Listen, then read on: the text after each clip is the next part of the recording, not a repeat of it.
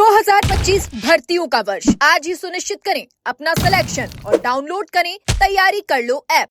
शिक्षा को रद्द करने के लिए 2 महीने से आप लोगों का लगातार धरना चल रहा है। 2 महीने से 64 दिन हो गए आंदोलन का आगाज किए हुए। इतनी गर्मी में भी 64 दिन से आपने देखा होगा कि जेल भरो आंदोलन, 1 लाख से ज्यादा जवानों की रैली, आक्रोश रैली, फिर आपका राज्यपाल से मुलाकात, एक दिन 8 जून को जन सुनवाई नागौर में भी करके आया, राकेश दुष्कर्मी को न्याय दिलाया, चाहे फर्स्ट ग्रेड के एग्जाम हो जो हमारे साथी कर रहे थे, और आपका RS मेंस के एग्जाम की तिथि बढ़ाने की बात हो।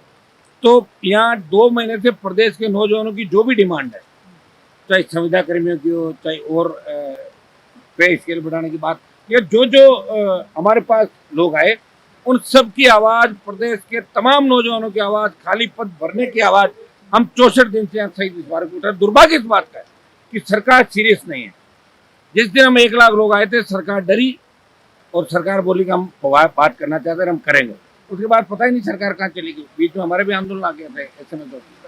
तो सरकार को संवेदनशीलता दिखाते हुए आगे होकर इस मामले में बात करनी चाहिए, क्योंकि ये बीजेपी का वादा था कि SI भर्ती को हम रद्द करके RPSC का पुनर्गठन करेंगे।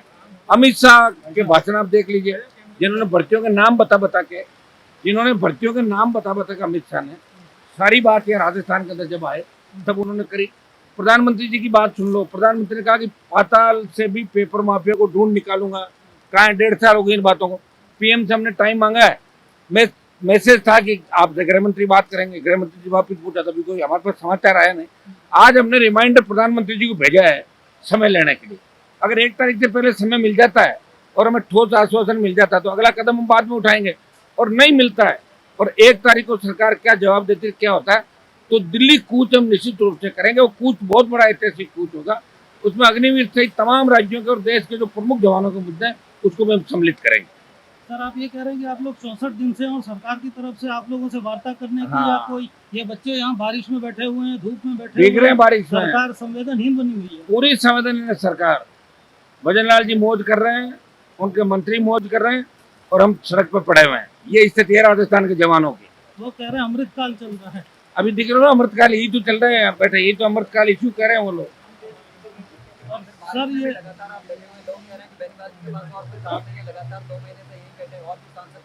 लोगों के सांसद के तो काम अब पार्लियामेंट चलेगी जब, वो तो मैं करूंगा ही। काम तो मैं ही कर रहा हूँ। आपको दूसरा MP घूमता हुआ दिखता है कि राजस्थान का? सांसदों को तो लोकसभा में खड़े होकर ज्यादातर को तो बोलना ही मैंने सिखाया।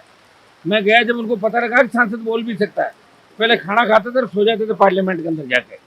सांसदों की भी इज्जत बढ़ाई, राजस्थान की भी बढ़ाई, जवानों की बढ़ाई, कौम की बढ़ाई और सबकी बढ़ाई में। सर, ये उदयपुर के जो 2 मामले हुए, एक रवि शर्मा जी वाला, उसकी क्या? रवि शर्मा वाले में लगातार मैं कांटेक्ट में हूँ और मैं कोशिश कर रहा हूँ कि उनकी परिजनों की जितनी भी मांगे वो 100% सरकार माने।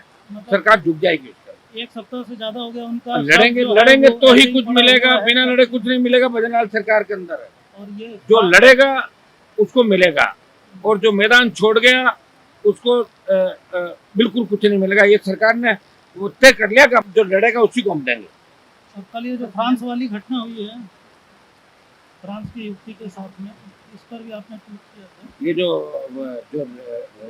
उदयपुर के अंदर रेप वाली घटना पकड़ लिया ना, उसको पकड़ लिया ना मुलजिम, तो पकड़ लिया। जब अब क्या है तो लटका उसको फांसी पे। अशोक गहलोत ने बयान दिया था कि भजन लाल शर्मा को CM पद से हटाने की साजिशें चल रही है। ये अशोक गहलोत का बयान मुझे इस नजर से सही नजर आ रहा है, क्योंकि हमारे पास भी फीडबैक है। भजन लाल जी को हटाया जाए, पूरी भारतीय जनता पार्टी के वरिष्ठ नेता सब एक हो गए, इनको पचा नहीं पा रहे, क्योंकि इनकी हरकतें ऐसी है कि ये मेच्योरिटी से काम नहीं कर रहा है। इनको अधिकारी चलाते हैं, दिन में कुछ कहते हैं, दोपहर कुछ और शाम को बदल जाते हैं। अपनी बात से 3 बार बदलने वाले मुख्यमंत्री हमने देखे हैं, 2 बार बदलने वाले देखे हैं, लेकिन ये तो सबके गुरु हैं। ये 3 बार बदलते हैं बात। सुबह नाश्ते पे कुछ कहेंगे, लंच पे कुछ कहेंगे, डिनर पे बदल देंगे बात को। मदन राठौड़ की कितनी बेइज्जती कराई बताओ मुझे। RS का एग्जाम आगे बढ़ा, मदन जी ने तो फोन नंबर ही बंद कर दिया। वो तो आ ही नहीं रहे, मीडिया के सामने रहे कि बात मत करो, बात मत करो। भजन लाल जी ने जो अपमान करवाया 2 उप मुख्यमंत्रियों का, 40 विधायकों का, एक मंत्री जो आपके सरकार के अंदर छापे मार रहे हैं, उन्होंने तो 2000 बच्चों को इकट्ठा करके कहा तुम्हें भजन लाल जी का नाश्ता कराने ले जाता हूँ, उसका पार्क में बिठा दिया और आज तक नहीं मिले। आज तक इतना बड़ा धोखा है यार, कैसे दे सकते हो आप लोग, बताओ मुझे। आखिर आपको ऐसी कौन सी पड़ गई? आके फोन पे बात तो कर लेते, ये कहते थे भाई मेरे बस की बात नहीं, भजन लाल मुझे मिलने का टाइम नहीं दे रहे। फिर डींगे आंकड़े से क्या फायदा है? मोदी से मिले, अमित शाह को मिले, नड्डा जी को दे दिया यार, काय का दे दिया, सबको जानता हूँ, दिल्ली में ऐसे डोलते रहता। सर आज एक वीडियो वायरल हो रहा है जिसमें दो अभ्यर्थी एग्जाम देने के लिए गए थे, जिसको सीएम के काबिले के बाद 2 मिनट लेट वाले में उनको एंट्री नहीं दी गई। वो काफी हो रहा था कि हमारे सालों की मेहनत। तो इतना बड़ा दुर्भाग्य राजस्थान में, अगर मुख्यमंत्री काफिले की वजह से लेट हुए, तुरंत उनको आधा घंटा एक्स्ट्रा देना चाहिए था। ये होती संवेदनशीलता, ये संवेदनहीन है।